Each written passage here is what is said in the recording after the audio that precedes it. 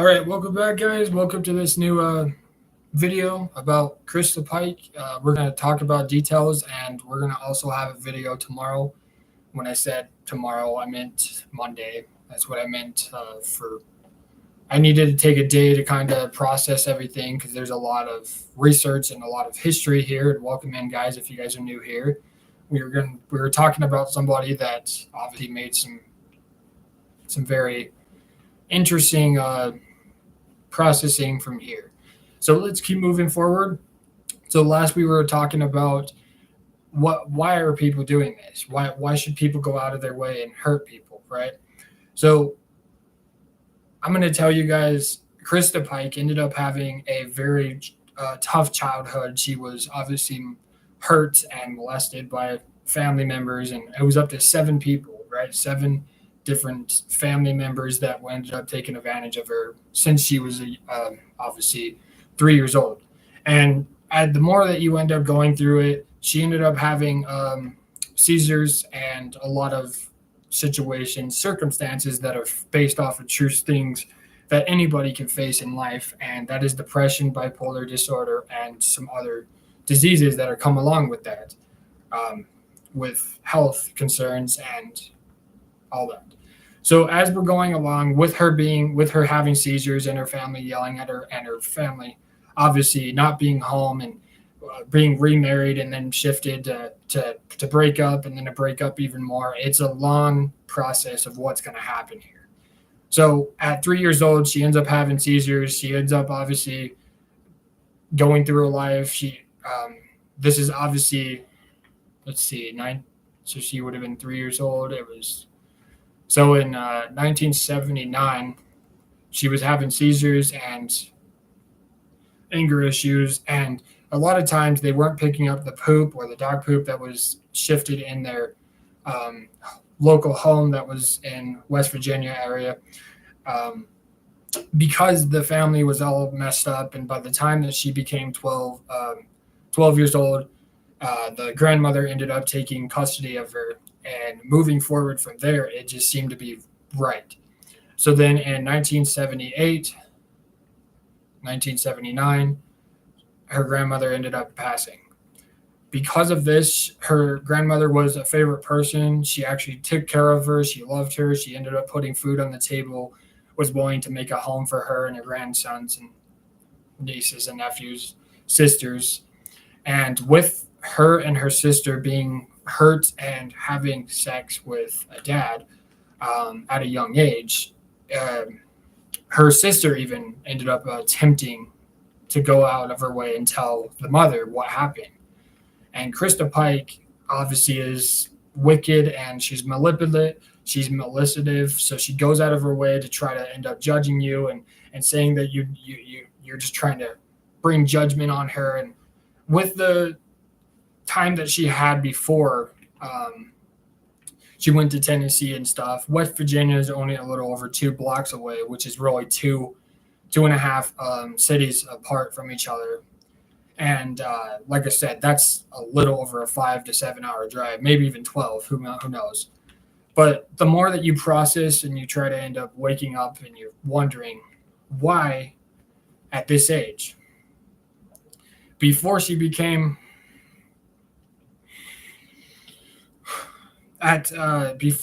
12 years old happened, she ended up at 10 years old taking some Tylenols and trying to end her life because of her illnesses that were starting to develop, and she didn't know who she was yet. And because of the troubling times of her mother and father not being home for a lot of this stuff, it escalated into 12 and 13 years old. And by the time that she got older, it just it started getting harder for her. And by the time that she gets to 16, 17, 18 years old, by the time that she turns 17 years old, she ends up getting obviously offered into Job Corps, which is a place where people are going to go to. And it's when you end up having you didn't graduate school, or you have difficulty reading or not being able to function in school, and you ended up leaving.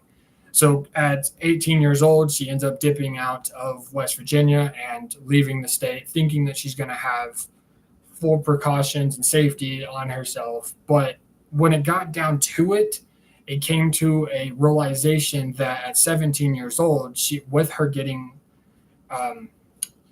aspired that she can go out of being a nurse and doing all this, it took a lot of resources, right? Because you don't just wake up and say, I want to be this.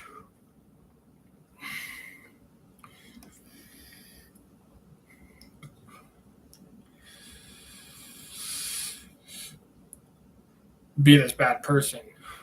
By the time that she gets an interview and accepted into this Job Corps, which is really like, it's kind of like a miniature prison because everything around it has so many bad results. There's 111 units out in Tennessee. And by the time that this happened, there's a lot of why did this happen? All right. So people are going out of their way to believe that this is right and wrong. And what she did is not okay. It's definitely not okay. With her going to court at 18 years old and being an adult, if they took matters into their own hands and said that she was going to get the death penalty. But like I said, it's already almost 30 years later, and it's been 200 years, just about 200 years since the execution of somebody ended up dying in the early 1800s or sometime before that. And like I said, it's 200 years later.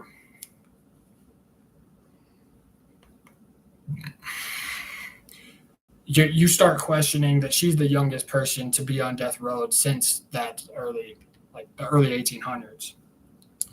And the more that you dig deeper into her context and you end up saying, well, okay, maybe you should blame it on the mental illness that came up, or maybe you should deal with it by, okay, her mother wasn't lovable. She was always at the bar. She was always drinking. She was always partying and going out of her way to meet other guys and bring them home and just to have fun with them and keep going this. Well, with her going at 18 years old into this court, it took 24 hours. After 24 hours, she keeps boasting about it. She ends up taking a souvenir of her head and stuff away, and she ends up going, and it's getting very disgusting a little bit here. But with her kind of carrying it around and thinking that this is it, there's nothing else out there. Well, because Darian and this girlfriend of Christa ended up taking it was 36 hours before they got caught. And because of the man being under 18 years old and not 21, I mean, obviously if you were above 21, there's a lot of new challenges. But because this happened in 95, and then March 22nd, she gets put on trial, and then her family's there, and she's laughing, and she's going at it, and she's wondering, like, maybe I should just pass these notes, writing down a bunch of things, giving them to her lawyer, laughing at the family that she just had this accident with, right? What seems to be an accident now is a crime in life. And if you keep moving forward in your life, you're going to get to a certain point in your life to let go. Well, she never let go of this fear. She thought, okay, well, I'm going to die soon, so there's nothing they're going to end up moving forward. Well, 7 years later, she ends up, like I said, getting involved with these three girls, and somebody ended up taking advantage of this person. Right. And having her sentenced to after that 7-year mark, she ended up going in 2004, right? She was sentenced to this and that. And then they've been communicating, and there's a lot of questions on what is right and wrong here. I mean, she realizes that death row is the worst case scenario. I mean, losing a person's life and being innocent is different than somebody that has made a crime happen. And with this happening, it caused people to react to her. The story went super viral for months and years. And as she started stringing this along, 2004, August, she had about 3 weeks to live. moving forward, thinking that this is the right path. I'm just going to do this. Some demonic spirit ended up taking advantage of her, and she's going to blame this on satanic stuff that a lot of people are interested in. But I'm not interested in going out of my way and being a Satanist or believing that a pentagram is going to end up doing. By the time that after the 36-hour mark, they found a pentagram of what it was on a necklace. Then she was boasting to the detectives and to the police that she did all this and she didn't want her friends to go to prison or whatever, or to jail.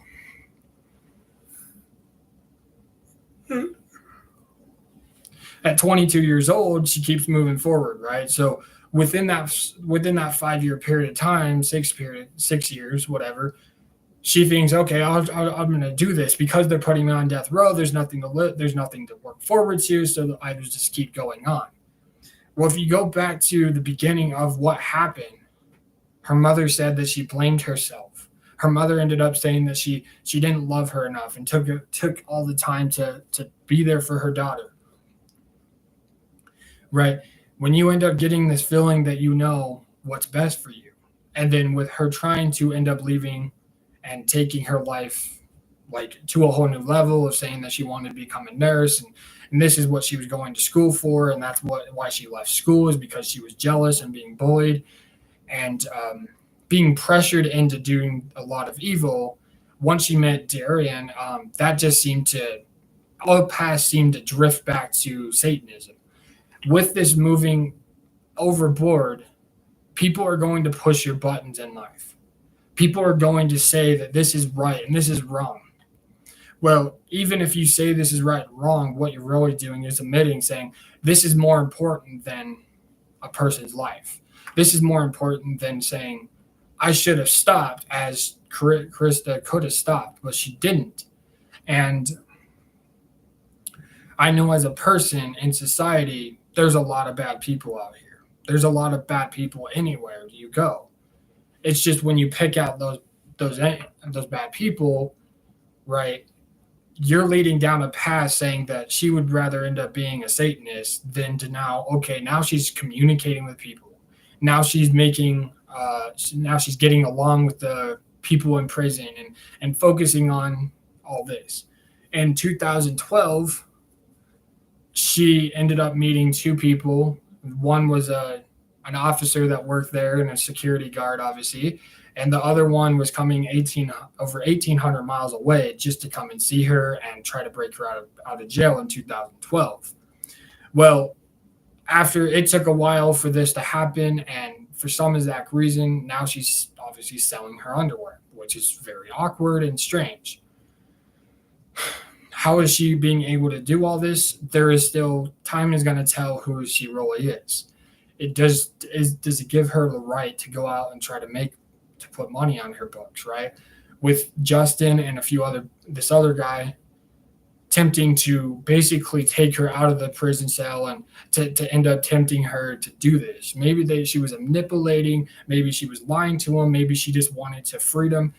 And like I said, if you're telling now pregnant ladies that are in prison or in jail, like, okay, you're communicating with them, you're talking to them, but what she's really doing is manipulating people. And what she needs to realize is when you manipulate people so much, they start taking control of you.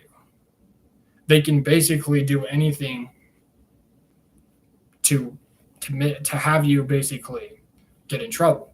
Well, because of these two people ended up figuring out, and obviously a few other towns like New Jersey and police and a few other places, getting to the point where this is now a tradition for her to do this. She doesn't have to go out of her way, and now that she's communicating with some of the people that are in the police force, now she's only getting like an hour during the day or during the morning, whatever. And she's trying to live her life. She's just trying to focus on this and that. Is it okay for somebody to manipulate somebody so far that you believe every word that they say? Most likely you're going to fall into a big trap. It's just a matter of time of who's going to manipulate you, who's going to take advantage of you. And maybe our courts aren't getting the best knowledge of knowing maybe what's right and wrong, and they just assume people that end up doing this circumstance or this facing these charges every day had another 25 years added because her trying to break out of prison. Well, maybe she didn't give two flying bups like birds, or maybe she doesn't give two flying birds, crabs, whatever it might be. When you end up knowing that this isn't somebody's future, right? Her future is going to be let there because of what happened in 2020, and because of this and that. There was a lot of, well, maybe her court case was going to be 8 years later. Well, now we're at the almost 30-year mark, and nothing has changed. She's being treated like a dog. She's being treated like this. She's being a bad person, right? Society is going to say that this is a bad person, so you shouldn't be around her. She's being, like I said, if you're controlling people to try to punish them for doing right, then there must be something wrong with people in this life, right? There's a reason why people aren't going to go after satanic stuff. There's a reason why people are going to do that, because they think, okay, this is going to help me and it's going to get me by, so maybe I should pray to this Satan, or I should end up having worship. Well, the more the information that you end up going into it, it is worse than you believe. You have to like cut yourself. You have to do all sorts of things that you don't want to do, right? As a person, once you join these people, you're there for life, right? But there's only a percentage of people that are going to get away with it, which is zero. Not a single person is going to get away with it. People end up turning to goth people because they know all the answers, and they've had maybe worse childhood than you have or whatever. But when you sink yourself down into the ground and wondering, is this enough? If I desire to do this, then why am I being punished? Well, the government is going to do this, right?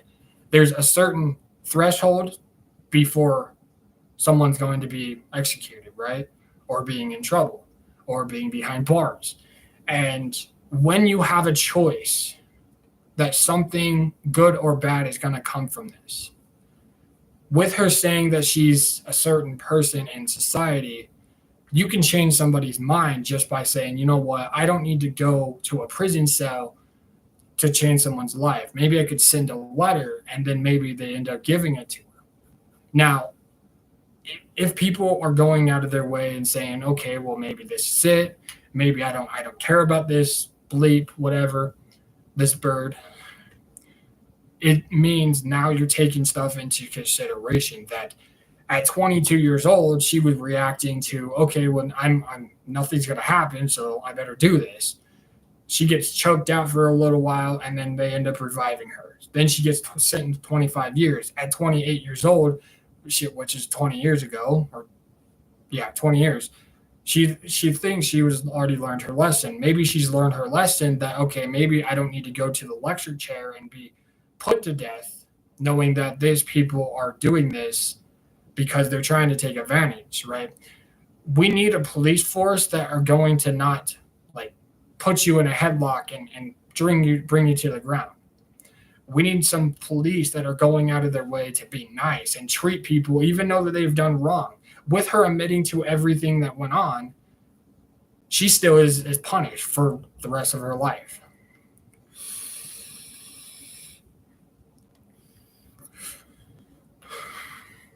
Maybe there was a panic attack that she was doing. Maybe there was something that was drawing her to these people. But the more that you dig deeper into witchcraft and Satanism, you start learning that these people are ready to just give up on life.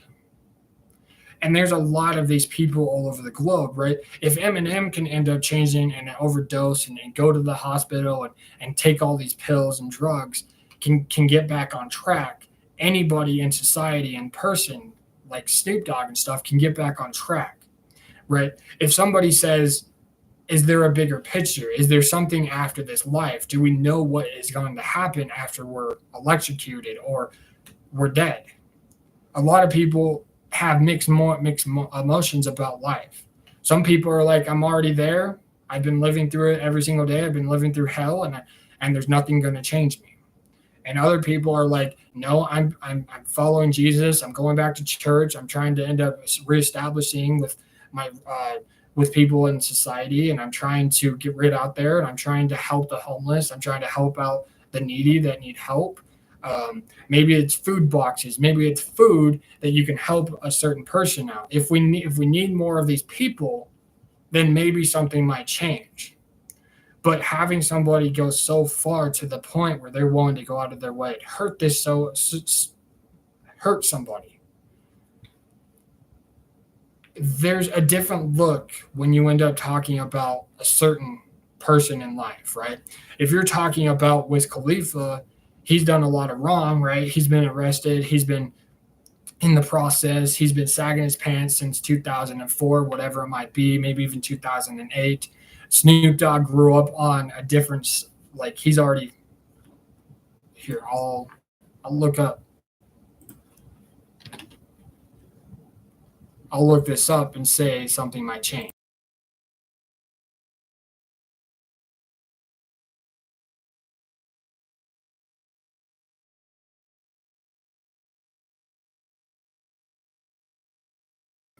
Snoop Dogg is 53 years old. He was born in October 20th, 1971. So this would have been a little before 5 years. So she's 5 years younger. Christa is 5 years younger than Snoop Dogg. But Snoop Dogg is making millions because of these girls and women and all these girls' butts, whatever it might be. There's a certain threshold that when you end up saying, well, maybe this is the person, right? Maybe there's a reason why people end up getting misread, right? People get misread by everything.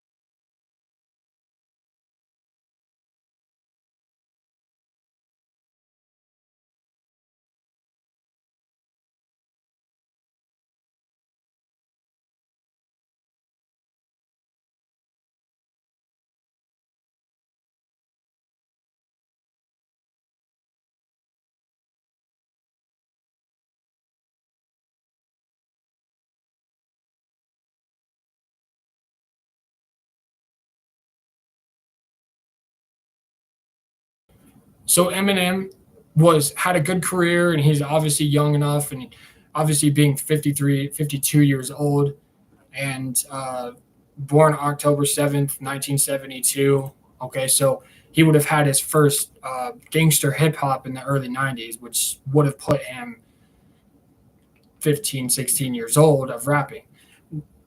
When Eminem ended up having an overdose in 2007, they didn't think he was going to make it, right? He had to reshift everything back to forth.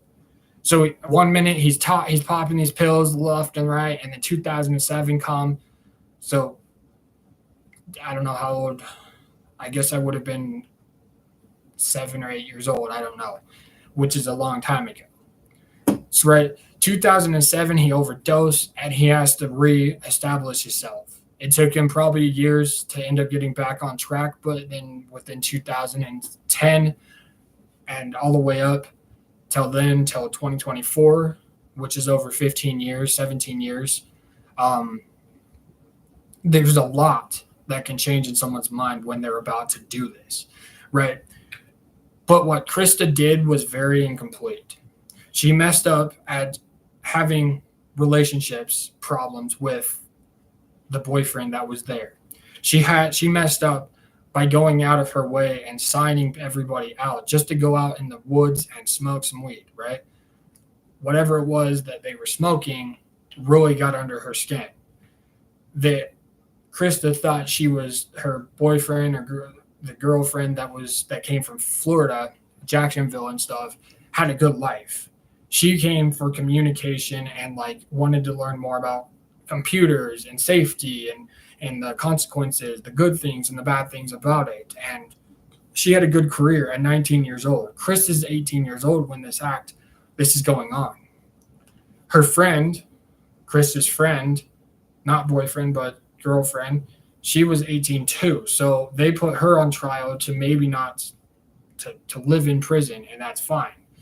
But so you can learn everybody's story just by going out of their way, right? If there is a plus about anything that's going on in your life, right? Maybe you are using drugs and you're wondering, is there anything better? Maybe you are drinking and you're wondering, is this going to help me? Well, if it doesn't help me, it's not going to help you, right? I went 5 or 6 years, kept on drinking, going through the emotions, right? And then I ended up coming up with nicotine and stuff and cigarettes at 17 years old, which was not that long ago, it feels like. But when you end up living this life, I've had to smoke at least 200 packs or more in the last 7 or 8 years, 9 years, whatever. You put that together, that's a person that knows better. But because there's a process to everybody's story, why are people going out of their way to give up, right? Some of my friends are giving up because they're like, oh, this person is more important than anything else. But when you have people drag you down, when you live with the crowd of using and taking and going on, then you start becoming a different person, right? Having that stuff in my system, I went berserk. I went nuts. I went all over the world. Like, it seemed like I was back to hell, and then I came up, and then everything changed, and then I started praying, and then I started going back to church. But really what I was doing was I was using these drugs to numb myself. And when you numb yourself enough, you get to a point where you feel empty. And because I felt empty, it felt like there was nothing to live for, right? But you have something to live for every single day. You don't have to end up downing a bottle of pills to know that there's better days, right? When you have a certain depression that is going to be overboard, and your medication may not be something that you've used or something that you're not used to, and then you go and talk to a friend or somebody in your life that you trust, and maybe that's not your doctor, maybe it's not a therapist. Well, now with her giving counseling, with Christa starting to give counseling to these pregnant women and constantly battles, you wonder, why are people being treated? Why are people being treated this way? Because we have a sin nature that we live in. And the more that you live for this, the more that you live for, this is it, there's nothing, the more you're saying, I give up on everything. I'm throwing everything away. So Christa threw everything away and said, I would rather live behind these bars in a prison cell than to say, you know what, I have to change my ways. She had opportunities to do that and show the judge or to show the people in court that she has what it takes. But because she did this horrific thing and it happened in the early 90s are going to be the worst, like probably the worst situation that people are going on. Because you end up getting this far down the rabbit hole, you wonder, okay, well, she did this at this age, at 18 years old. What is happening 20 years later with her giving counseling? It's okay to give counseling to people that you're willing to talk to and not hurt and take advantage of.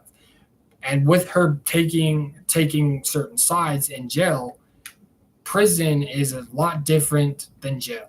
Prison, you're there and you know for a fact 20 years, 30 years goes by and it's a blink of an eye.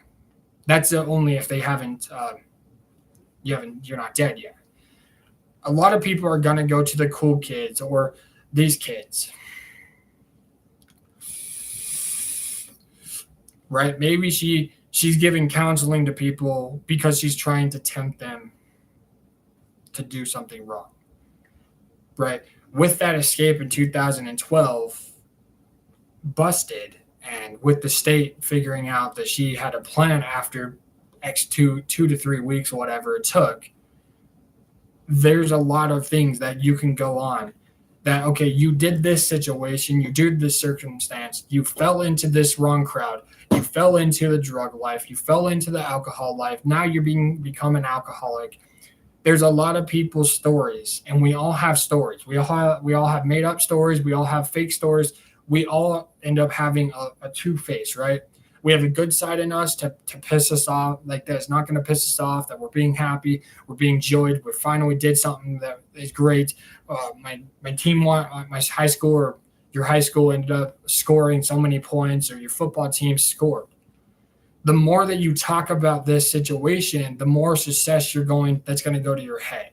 And the more that goes to your head, then you're going to make accusations against, well, he didn't pass me the ball, or she didn't pass me the ball because of this solution. What's happening with my niece? What's happening with my uncle? What's happening with these people? All you're doing is smoking your life away and drinking, and you wonder, is that going to be the more people that are depressed, that are drinking constantly, like I used to, then I get back up I get off the horse, and then I get back on the horse. It's just a random time of the year.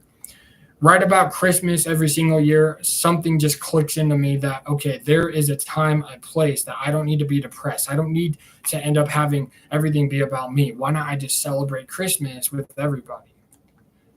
Right? If you're talking about certain people in this life, right? Krista's last Christmas was the 17th, when she was 17. Maybe she did not do this and turned her life around and said, you know what, I'm not going to get jealous. I'm going to stop making accusations. I'm going to stop judging these people, and I'm going to start taking matters into my hands. She could have said, so-and-so is picking on me, but, the one that ended up dying ended up calling her mom, and there was obviously a lot of kids. So there's about 6 or 12 people in this group. So with these people thinking and having different sets of minds, there's only one person in that category that fell into it, and that was Christa. The more information that she was downing these bottles of pills for X amount of years, right, tempted her to do stuff, right? With the evil side and the good side in us, the evil side is going to end up showing if we are a monster inside. And the more that you end up saying, okay, well, I'm not a monster, I didn't do this, I didn't do that, but I did this specific thing that my family told me not to.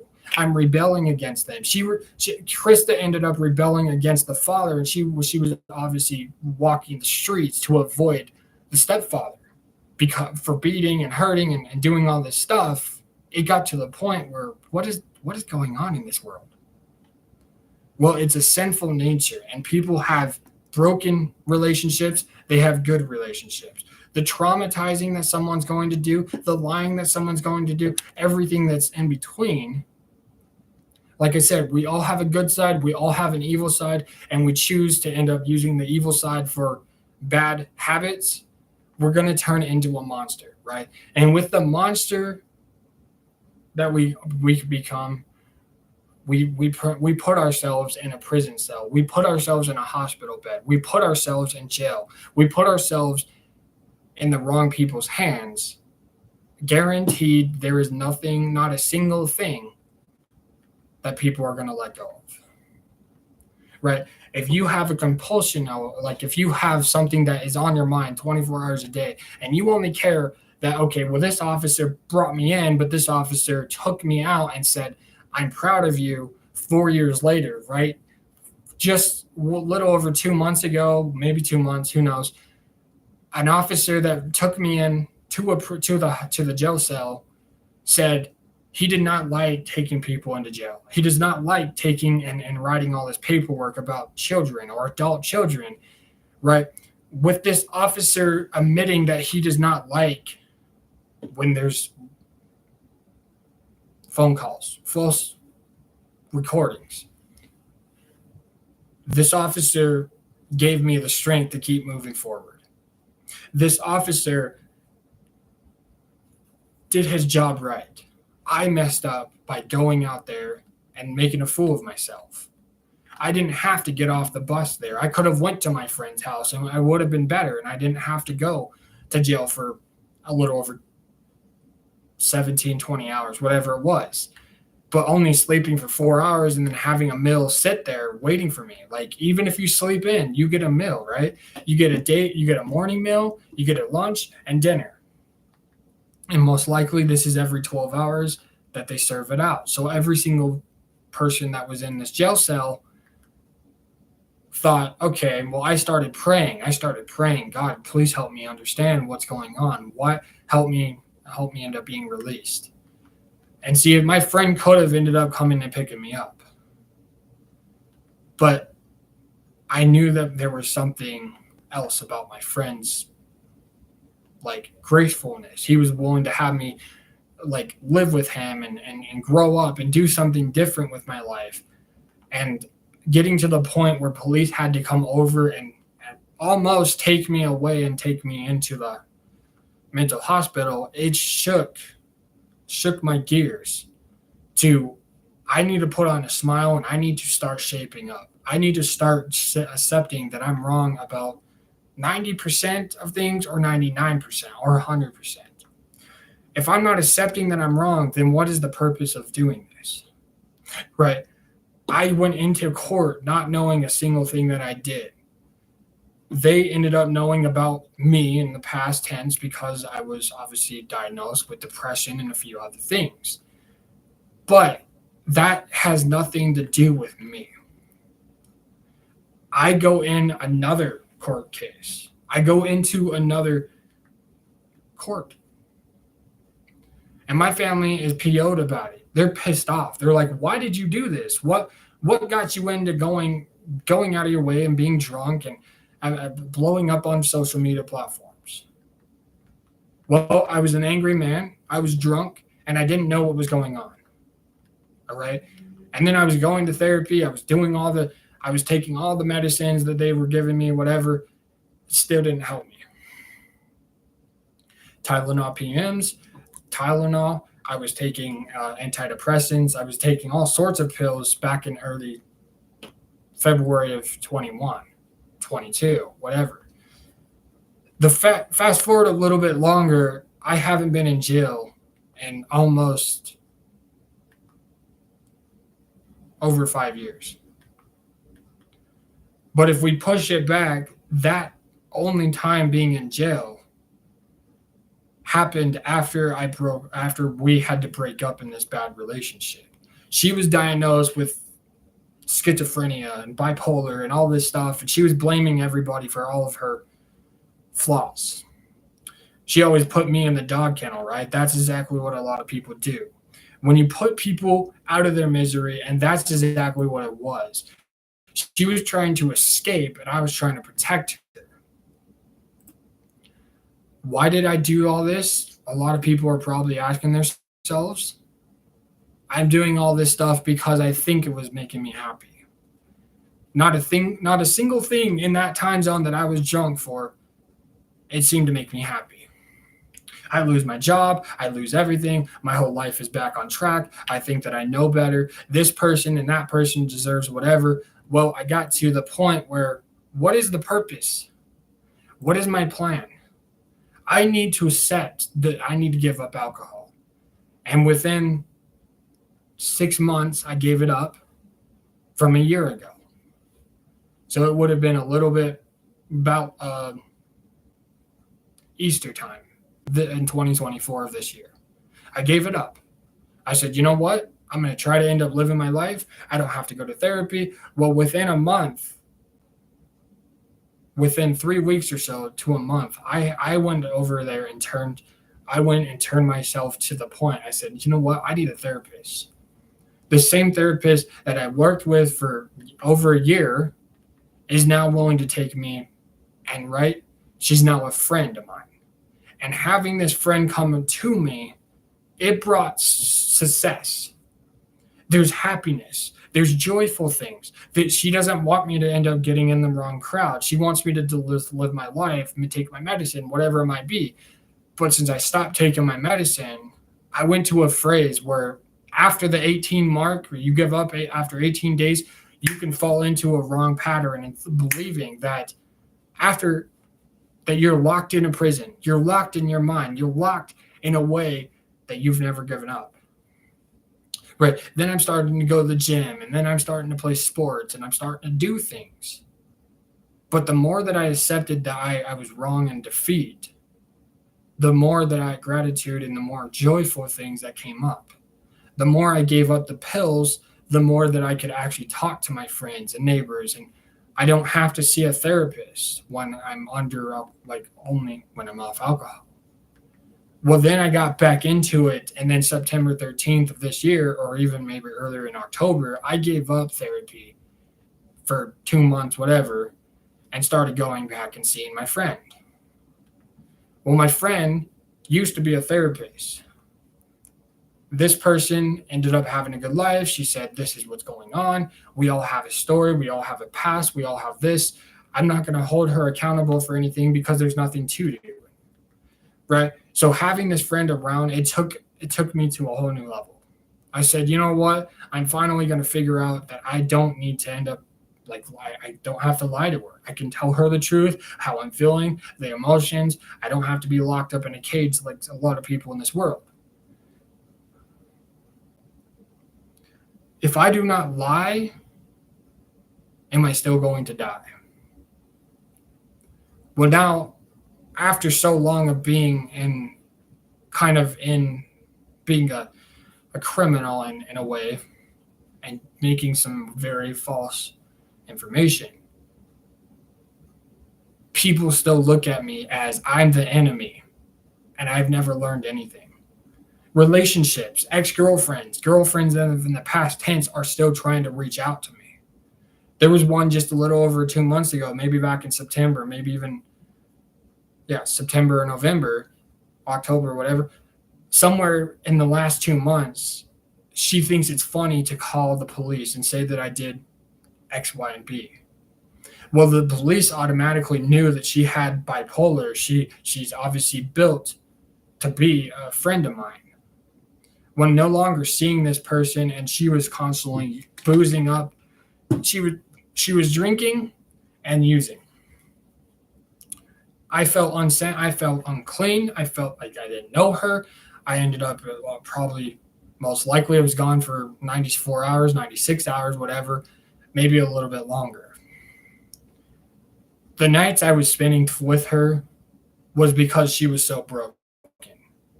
Now, she makes accusations believable for the time, but there's two sides to every single story, right?